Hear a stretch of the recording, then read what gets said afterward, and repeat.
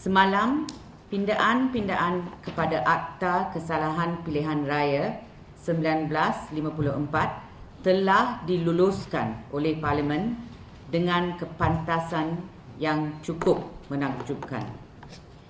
Ia mengandungi pindaan yang akan memberikan kesan yang amat besar kepada ketelusan proses pilihan raya semasa hari mengundi nanti.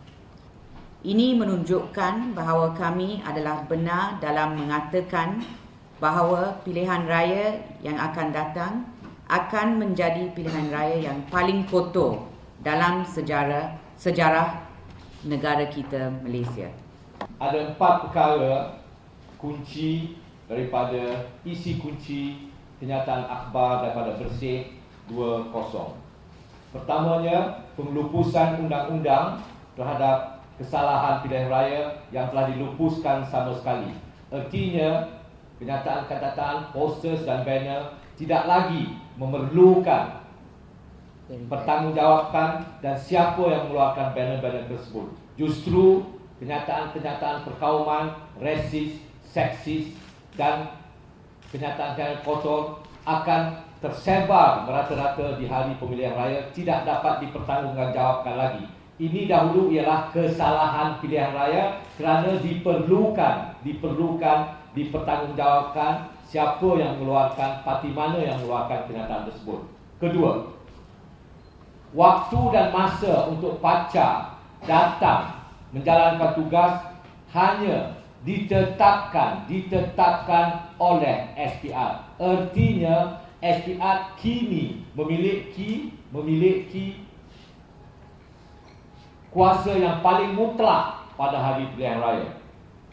Dua, tidak dibenarkan lagi parti-parti politik, pekerja-pekerja parti untuk melihat, memeriksa dan memerhatikan kad pengenalan bakal-bakal pengundi yang akan datang mengundi. Tidak dibenarkan lagi, hanya pegawai SPR sahaja yang dibenarkan. Ini bersangkutan dengan keempat, kerana Barong atau Pondok Panas telah dilupuskan. Pondok Panas ini ialah satu pondok kecil di mana parti-parti yang bertanding akan mendirikan pondok ini, di mana bakal-bakal pengundi boleh memeriksa, melihat dan meneliti kembali nama-nama mereka, siapa dan apa ni. Dan ini juga tanpa Barong Panas ini, yang artinya tidak dapat dilihat siapa yang telah menggunakan dawat hitam. Artinya penggunaan dawat hitam telah di sini telah dicairkan. Kalau dulu idea untuk mendapatkan dawat hitam ini ialah kita melihat adakah orang ini telah berdawat hitam. Kerana tidak ada lagi Barong ini, jadi tidak ada sesiapa yang dapat melihat dan menilai orang yang memakai dawat hitam. Justru kerana itu, Bersih cukup yakin bahawa duduk bantah ini adalah sesuatu yang perlu.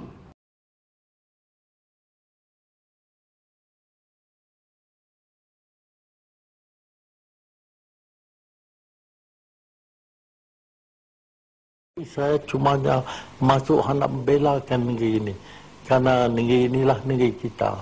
Di sini kita lahir dan di sini kita mati. Bila saya mati dalam perjuangan, asalnya saya tidak lepaskan tangan saya apabila lihat kejadian dalam negeri seumpama ini. Jadi di sini saya kenalah pesan kepada saudara-saudara saya, orang-orang yang bersatu padu selama ini, janganlah ikut apa yang didakwahkan oleh pihak pemerintah pada hari ini. Di serata-rata kampung mereka pergi membawa berbagai dakwah, segala-galanya apa mereka buat betul. Fikirlah sendirinya, betul atau tidak betul perbuatan mereka ini. Jangan ikut begitu saja. Gunalah akal dengan gunakan fikiran. Apa yang berlaku, yang baik semua mereka buat, yang tak baik semua pihak lawan mereka buat. Dan apa yang mereka buat yang tak baik, mereka elokkan dan menuduh salah atas orang lain yang menentang mereka. Jadi ini keadaan yang berlaku pada hari ini. Ahbab tak boleh, tak ada suara.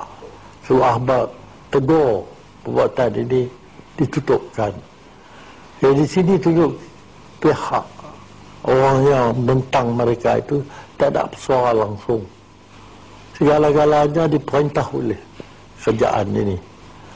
Jadi tapi yang berpegang kuasa dalam negeri ini ialah rakyat jelata sekalian. Jadi kalau tak timbang apa yang sebenarnya dan menggunakan akal fikiran untuk menimbang satu suka yang disebut oleh kerajaan, negeri ini akan rosak. Kalau rakyat boleh faham segala-galanya itu, pada akhirnya mengundi di tangan rakyat. Dan rakyat sendiri boleh lantikkan siapa yang boleh jadi ketua di sini. Rakyat jelata apa kira pun, timbanglah sendiri. Kerana lampu ajaib itu ada di tangan rakyat jelata sekalian. Jangan bagi orang Melayu berpecah belah sampai jadi hancur lebur dan balik kepada asal kita ini lemah. Tak ada suara, tak ada kekuatan. Jadi rakyat jelata lah dalam tangan mereka ada kekuatan itu. Gunalah akal, jalanlah kekuatan itu untuk memeliharakan negeri Malaysia yang dikasihi ini.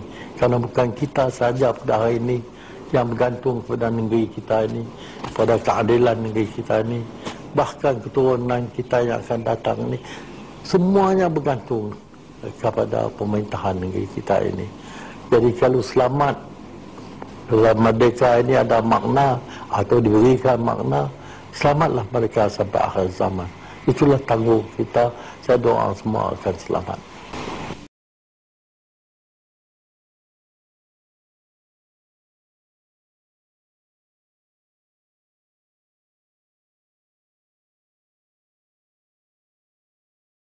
Seperti memberi taraf warga negara kepada rakyat asing secara istimewa untuk tujuan mengundi.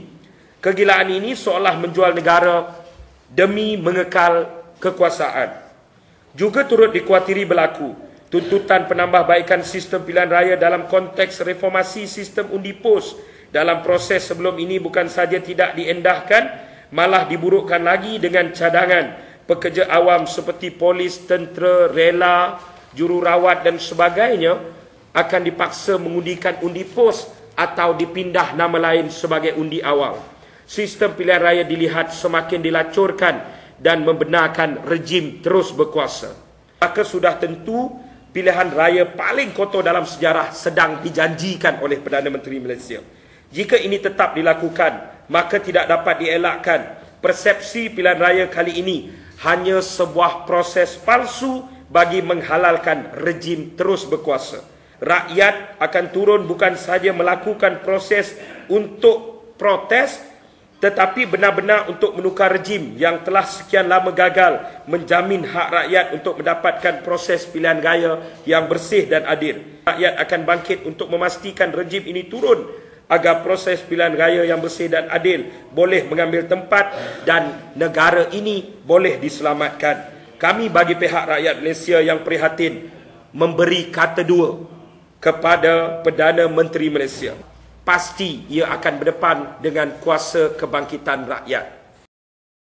Sampaikan satu mesej yang singkat kepada rakan-rakan seperjuangan.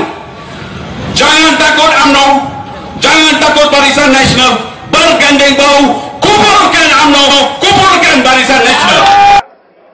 Waktu demonstrasi itu saya bangga. Anak-anak muda, orang India, orang Cina, orang Melayu, dan you tidak rasa itu agak gemetar. You berdiri depan itu anak-anak Cina atau berdiri depan orang-orang India. Dan semuanya menuntut pembersihan dalam itu demokrasi itu.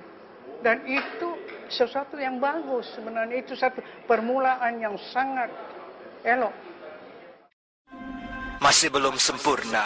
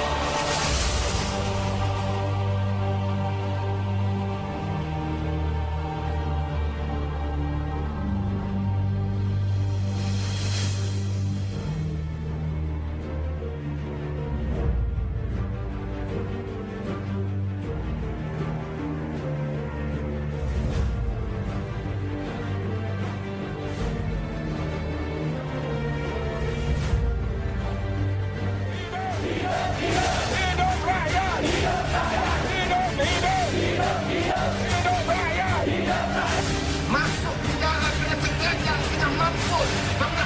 Hanya lagi kami akan pernah diam, kita akan lawan.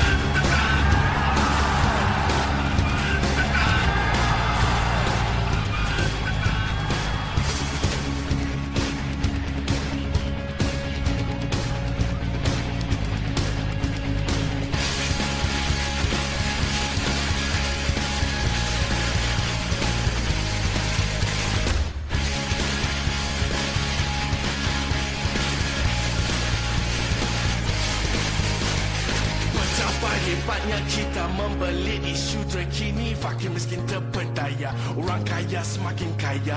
Bagaimana kita nak maju, asyik mereka rembatkan, IP senang didapat, projek besar dia orang rembat. 4-5 bidang biru mencari-cari tujuan, aku dia kita mangsa, hal kecil menjadi besar.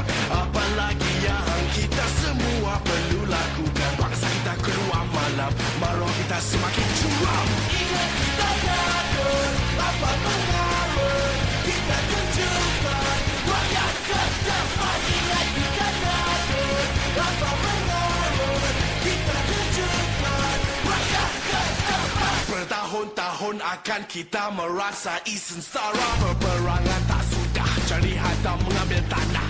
Walau sekarang kita hidup dah cukup mudah, tak cukup tamak harta, cari makan mereka kata.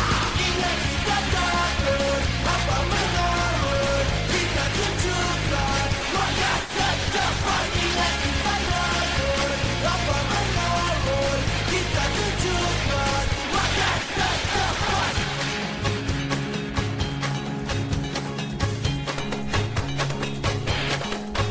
Buat kata cerita pendek, kita harus kerjasama, jaga-jaga, jaga nama, kalau jago mereka bijak sama, boleh maju, jangan melai, jangan tipu, makan rasuah, tiket bakal, semua ini buat rosak. Tukar cara kita fikir baru hapus korupsi, tukar cara kita fikir baru hapus korupsi.